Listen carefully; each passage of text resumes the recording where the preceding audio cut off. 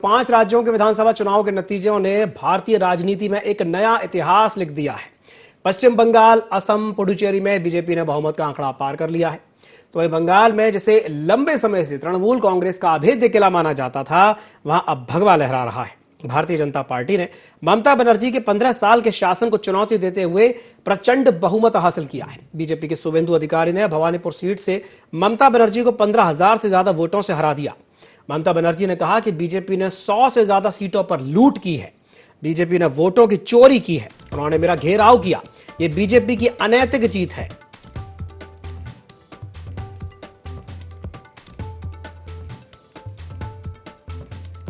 तो चलिए इस प्रचंड जीत को देखते हुए हमारे साथ एक खास मेहमान चर्चा में शामिल हो रहे हैं। हमारे साथ छत्तीसगढ़ के डिप्टी सीएम विजय शर्मा सीधे जुड़ रहे हैं कोलकाता से, सीधा उनको रुख करेंगे। सर, बहुत बहुत स्वागत है आपका IND24 में। बहुत आभार आपका, बहुत धन्यवाद। सर, सबसे पहले तो आपको बहुत बहुत बधाई इतनी बड़ी जीत के लिए। बहुत बड़ी जीत है, बहुत शानदार जीत आपने हासिल की है, बहुत बहुत बधाई हो आपको। कैसा लग रहा है सर जीत के बाद? बहुत धन्यवाद, बहुत धन्यवाद। ये तो अद्भुत हुआ है। मतलब यहाँ पर कार्यकर्ताओं के साथ हम लोग कल रहे, वो कार्यकर्ता हृदय में उनकी खुशी थी और आंखों में आंसू थे जी। वो पुरानी पीड़ाएं याद कर रहे थे और एक दूसरे से चर्चा कर रहे थे। हम लोग भी साथ थे उनके। ये गजब का अनुभव उन सबका रहा। हमारा भी बड़ा ही अद्भुत अनुभव कल का था, जिसमें वो सारे ही कार्यकर्ता पीड़ा के साथ साथ खुशी मना रहे थे।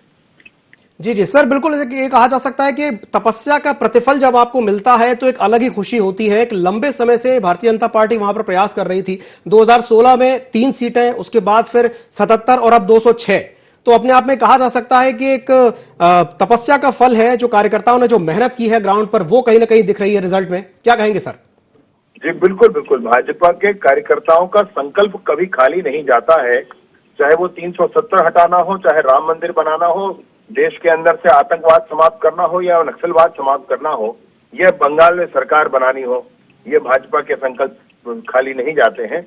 आने वाले समय में तमिलनाडु में भी और केरल में भी भाजपा की सरकारों के लिए हमारा संकल्प है।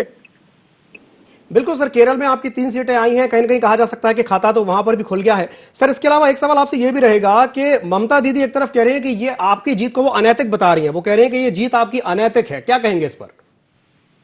उनका ऐसा कहना अनैतिक है। जनता और ममता के बीच की सीधी लड़ाई थी। जनता ने नकारा है उनको। 200 से अधिक सीटें ऐसे ही नहीं आ जाती हैं। इतनी बड़ी जीत जनता के आशीर्वाद से ही संभव है। तो ये जो चुनाव हुआ है, ये सीधे जनता और ममता के बीच का चुनाव था, जिसमें जनता ने उस सरकार को उखाड़ कर फेंक दिया।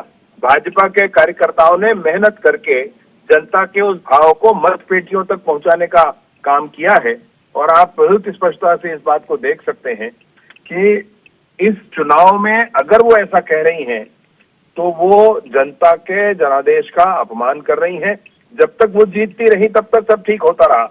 अभी हार गई तो इस तरह से बात करना ये गलत है। उनको ऐसा करना नहीं चाहिए। वो गंभीर और बड़ी नेता है, उनको ध्यान रखना चाहिए इस बात का। सर, आपसे यह भी जानना चाहेंगे कि चूंकि जब आप वहां पर थे चुनाव प्रचार के दौरान, आपको एक बहुत बड़ी जिम्मेदारी मिली थी केंद्रीय गृह मंत्री अमित शाह की सभाओं को मैनेज करने को लेकर के, आपके वहां के अनुभव कैसे रहे? अगर आप वहां के कुछ अनुभव साझा करना चाहें तो सर। हाँ जरूर, क्यों नहीं। मतलब भाजपा के कार्यकर्ताओं ने यहाँ अद्भुत परिश्रम किया है, अद्भुत पराक्रम किया है, खूब मेहनत करके काम किया है। यहाँ पर जनता के मन में भी इस बार वो सारे भाव थे। जनता को स्पष्ट था कि घुसपैठ ये सरकार रोकने वाली नहीं है। ममता की सरकार, टीएमसी की सरकार घुसपैठ को तो ये वोट बैंक की तरह उपयोग कर रहे हैं, इसलिए इनसे राजनीतिक कमजोरी इनकी कभी दूर होगी नहीं। और घुसपैठ करने वाले यहाँ के संसाधन पर कब्जा करते थे। यहाँ पर डेमोग्राफी चेंज होता था, इसलिए लोगों के मन में बड़ा ये भाव था कि इस बार इस सरकार को बदलना ही चाहिए। जनता ने वो किया भी, और मैं उनके इस निर्णय का, जनता के इस निर्णय का बड़ा अभिनंदन करता हूँ, स्वागत भी करता हूँ।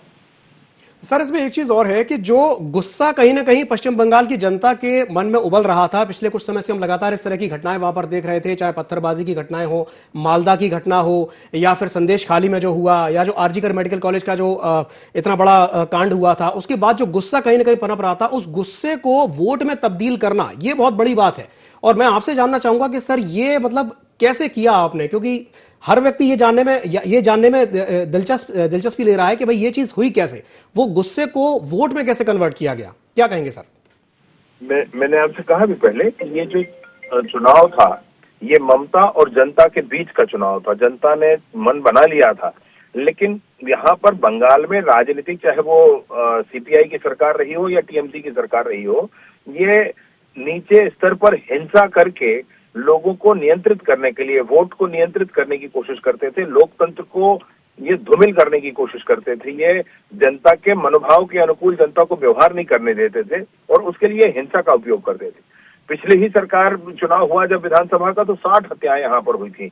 अभी कल हम लोग जब कार्यकर्ताओं के साथ थे रिजल्ट के समय, तो कार्यकर्ता बताते थे कि हमारे घर पर पेट्रोल बम फेंक दिया, किसी के पिता को किसी ने मारा, किसी के साथ और कुछ दूसरे काम हुए। एक कॉलोनी वाले बता रहे थे कि हम, उनकी अलग बूथ है, अगर टीएमसी की वहां पे बूथ में हार हो गई तो उन्होंने साल भर तक उन कॉलोनी के गेट के सामने कचरा फेंकवाया था।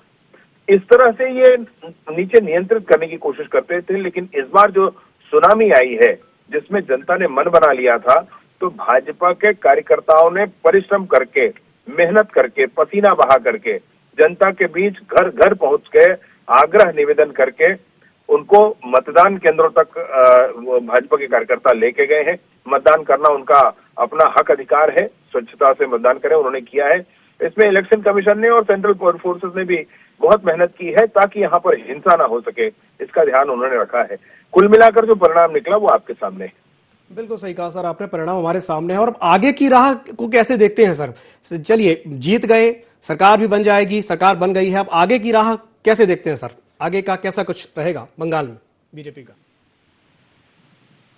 भाजपा के घोषणा पत्र में सर्वप्रथम जो बात है वो यही है कि केंद्रीय एजेंसियां, जो हमारे बीएसएफ और दूसरे फोर्सेज हैं, वो अनेक दशकों से इस बात की मांग करते थे कि पश्चिम बंगाल और बांग्लादेश के बीच की भूमि हमको दी जाए, जहां पर हम बाढ़ का निर्माण कर सकें और घुसपैठ पर नियंत्रित कर सकें।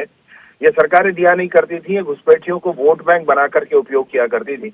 और अब ये जो हुआ है, ये है कि नई सरकार से लोगों को उम्मीद है और नई सरकार का संकल्प भी है कि हम तुरंत ही यहाँ पर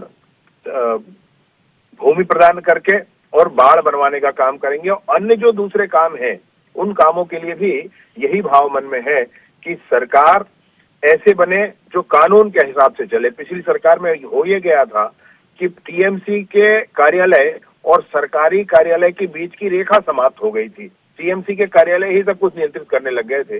अब ये बात स्पष्ट होगी भाजपा की सरकार में कि कानून का राज होगा, न किसी व्यक्ति का और न ही किसी संस्था का राज होगा। बिल्कुल सही कहा सर आपने, कानून का ही राज होगा। और हम भी उम्मीद करते हैं कि भारतीय जनता पार्टी वहां बहुत अच्छा काम करे, पश्चिम बंगाल को नई नई ऊंचाइयों पर ले जाए। जो एक समय कहा जाता था कोलकाता के बारे में, पश्चिम बंगाल के बारे में, एक बार पुनः वो गौरव वापस से एक बार वापस लौट करके आए, हम ये उम्मीद करते हैं। बहुत बहुत धन्यवाद sir, thank you so much हमारे साथ जुड़ने के लिए।